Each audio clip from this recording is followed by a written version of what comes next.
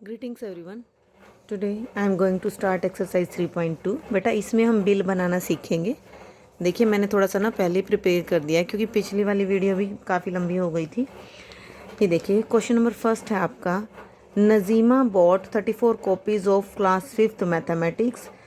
ये बेटा इस तरीके से है जैसे आप शॉप पे जाते हो और आपको 3-4 तरह का सामान लेना होता है, तो उसका बिल कैसे बनाते हैं। ठीक है, तो हमें क्या ध्यान रखना है, हम इस परफॉर्मे की तरह बनाएंगे। पहला में तो सीरियल नंबर आ जाएगा, सेकंड में आइटम लिखेंगे जो जो आइटम हम ले रहे हैं, थर्ड कॉलम में आ जाएगा आपका क्वांटिटी, यानी हमने क्वांटिटी कितनी कितनी ली है। फोर्थ में आ जाएगा आरपीयू का मतलब है रेट पर यूनिट, यानी एक की कितनी वैल्यू है। ठीक है, जैसे हमने यहाँ पे मैथ्स बुक लिखी है तो एक बुक कितने की है, 28 की। ठीक है, फिर उसके बाद अमाउंट, यानी कि अगर हम 34 बुक लें तो 28 के हिसाब से हमारी कितनी हो जाएगी। तो हर एक क्वेश्चन में आपने 1 2 3 4 5 कॉलम बनाने हैं। फर्स्ट में सीरियल नंबर, आइटम, क्वांटिटी, इसको शॉर्ट में लिख दिया मैंने रेट पर यूनिट। आप कंप्लीट अगर लिखना चाहें तो लिख सकते हैं अगर स्पेस है तो। नेक्स्ट वाले में अमाउंट। ठीक है, तो सबसे पहले हम जो जो इसमें क्वेश्चन में दे रखे हैं वो आइटम यहाँ पर लिख लेंगे। पहले में देखो नज़ीमा बॉट, यानी नज़ीमा ने खरीदा, क्या क्या खरीदा है बेटा, 34 copies of class 5th mathematics book, यानी कि मैथमेटिक्स के लिए मैंने शॉर्ट में लिखा है मैथ्स बुक ऑफ 5th। कितनी कॉपी ली है, 34, और रेट क्या है बेटा 28 पर कॉपी। जहाँ पर भी ये पर लिखा होता है, पर का मतलब वो है 1 कॉपी।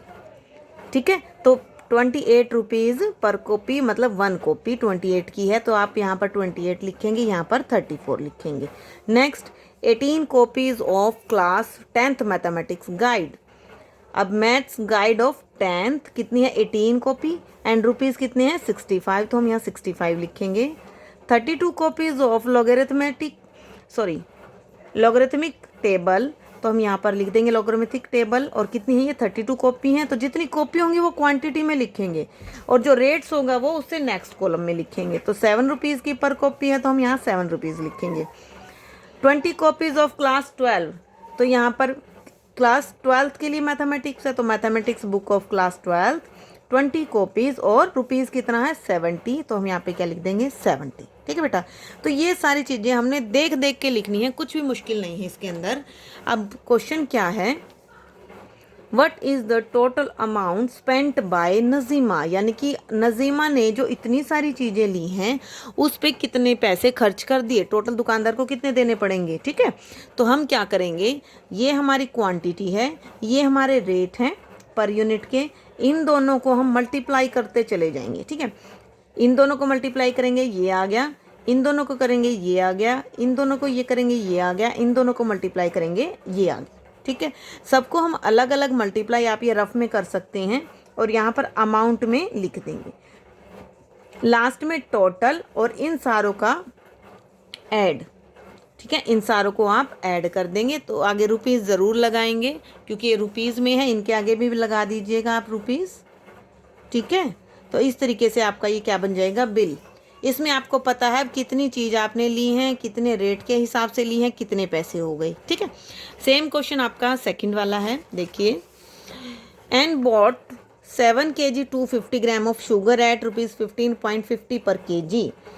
शुगर खरीदी है बेटे 7 kg 250 ग्राम, तो हम पहले पॉइंट पे लिखेंगे शुगर, क्वांटिटी में लिखेंगे 7.250 kg, एंड रेट लिखेंगे 15.50। नेक्स्ट है आपका 12 kg ऑफ राइस, राइस लिखेंगे 12 kg, और रेट क्या है 52, तो 52 लिखेंगे। 5 kg ऑफ वीट, तो वीट लिखेंगे 5 kg, रेट है आपका 37। उसके बाद 200 ग्राम, तो बेटा ध्यान रखना ये किलोग्राम नहीं है, ग्राम है, तो हम पॉइंट के बाद लिखेंगे इसको 200 ग्राम ऑफ टर्मरिक पाउडर, तो टर्मरिक पाउडर लिख देंगे, और रेट आपका 75 पर kg। ठीक है बेटा, अब टोटल अमाउंट निकालना है हमने सेम मेथड से जैसे हमने ये निकाला है। आप मैंने ये नहीं निकालें क्योंकि आप ये खुद करोगे इनको। ठीक है, आप इन दोनों की मल्टीप्लाई करते जाएंगे और यहाँ पर लिखते चले जाएंगे, और जो फिर ये चारों का टोटल होगा उनको प्लस करके आप यहाँ पर लिखेंगे। ठीक है, इस तरीके से ही आपने अपनी फेयर कॉपी में ये बनाना है। ओके, सेम आपका थर्ड क्वेश्चन है, देखिए थर्ड क्वेश्चन में क्या बोल रहे हैं। आप ये अपनी जो फेयर कॉपी में बनाएंगे, तो मैंने तो रफ में आपको समझाया इसलिए स्केल यूज़ नहीं किया, आप प्रॉपर स्केल से ये लाइन वगैरह लगाएंगे, ठीक है। Sonali bought 20 cutting pliers at 32 rupees each, 16 screwdrivers 18 each, 8 hammer 57 each, 48 screw at 15 per dozen. What is the total amount spent by Sonali? Sonali ने कितने पैसे उस पर खर्च कर दिए? ठीक है बेटा, तो अब हम देखेंगे। चलो, सोनाली बॉट 20 कटिंग, ठीक है, तो 20 हम लिख देंगे। पहले वाले में हमारा क्या है, 32 का एक है, सेकंड में स्क्रू ड्राइवर है 16, 18 का एक है, ईच का मतलब 1, 8 हैमर्स 8 हो गए, 57 का एक है, उसके बाद 48 स्क्रू हो गए, 15 रुपीज़ पर डज़न। यहाँ पर ध्यान देने की बात है बेटा, ये पर डज़न है, यानी कि 12 के हिसाब से 15 हैं, और ये 48 हैं स्क्रू, तो 12 कितने डज़न हो गए, 4 डज़न हो गए बेटा ये। तो हम यहाँ पर 48 की बजाय हम यहाँ पर इसको 48 को ब्रैकेट में कर देंगे और 4 डज़न लिख देंगे यहाँ पे, ठीक है। अब 15 के हिसाब से यहाँ पर आ गया 4। अब सेम तरीके से आप इनको मल्टीप्लाई करेंगे। आप ये बात ध्यान रखना, 15 को 4 से मल्टीप्लाई करेंगे, ठीक है, और बाकी आप खुद कर लेना। ये मैंने आपको बता दिया है कि कहीं आप 48 से ना कर दो, चाहे बेशक आप 48 लिखना भी मत, काम का कंफ्यूज हो जाओगे, ठीक है। तो आप इस तरीके से कर लेना, और इनको फिर आप लास्ट में ऐड कर दोगे चारों को, और ये आपका क्या आ जाएगा, आंसर, ठीक है बेटा। नेक्स्ट है आपका, some errors have been found in the following bills, check them and prepare a correct bill। ये उन्होंने बिल बना के दिया बेटा पृथ्वी स्टोर्स का, और इसमें कुछ मिस्टेक्स छोड़ दी हैं, हमने वो मिस्टेक ठीक करनी है, ठीक है। तो ये आप बुक में ही कर देंगे, जैसे मैंने यहाँ पर साइड में की हैं। ये देखिए, राइस 15 kg 22 के हिसाब से।